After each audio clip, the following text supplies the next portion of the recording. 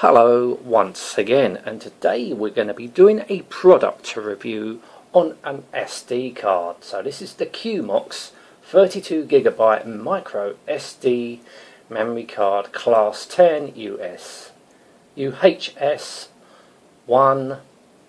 high speed write read. Yes, okay. Yeah, not usually I do SD card reviews. It's an SD card.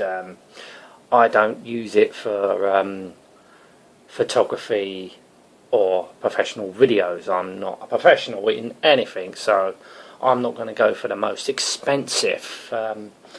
So basically why I bought this is for my Raspberry Pi. Raspberry Pi 2 Model B, so it's quite an older machine, but it can take up to 32GB.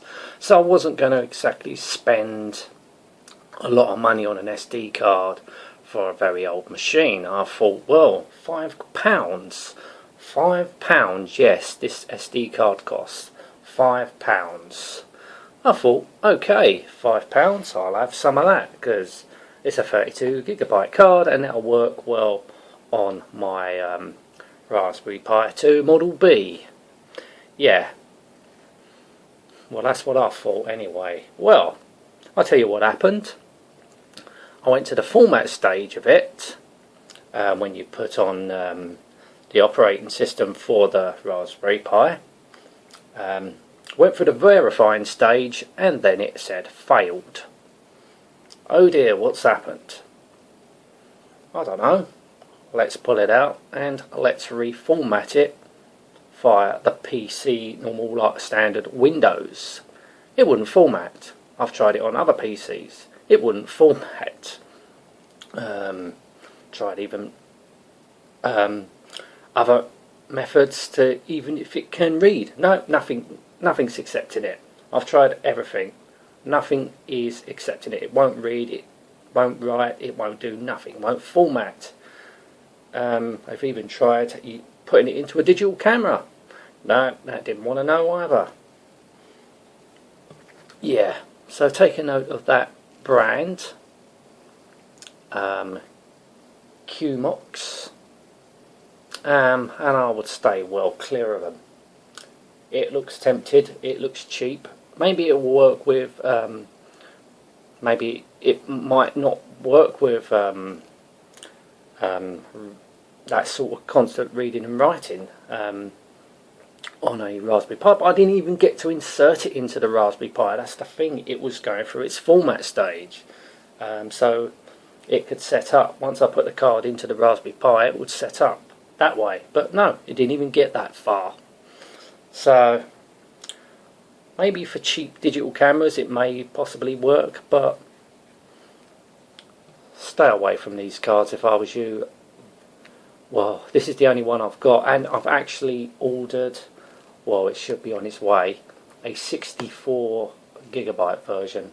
That costs £7.70. Yes, but that's for a cheap digital action camera, what cost about £28. So I was not going to spend high money on a cheap action camera. So we'll see how long that one takes to break. If it comes, it might be alright, it might work, I don't know. But as I said, it's only for a cheap action camera. But my experience already, I would say stay away from this brand, or even stay away from cheap SD cards. £5 sounds good. You think you're getting a bargain, but really all you're getting is a piece of plastic, because they'll probably fail. And I've been reading the Amazon reviews, and there's a few of them that has had problems with these SD cards.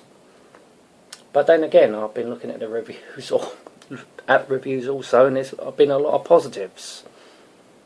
Perhaps I just got a dud one, I don't know, but for the price, might sound tempting. I don't know, maybe stay away from them.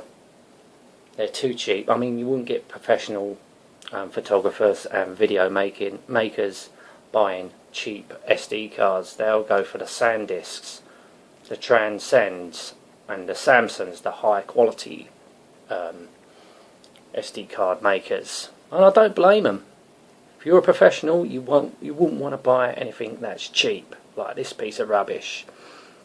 Anyway, that's my review on this SD card. It's rubbish. Yes, it's rubbish. I wouldn't recommend it. So I've got the 64GB version coming. We'll see how that one turns out. But that one's going into a cheap action camera, as I said. So we may do a review on that one if it breaks. Anyway, I'm going to end this now. Thank you so much for watching. Till next time, and goodbye.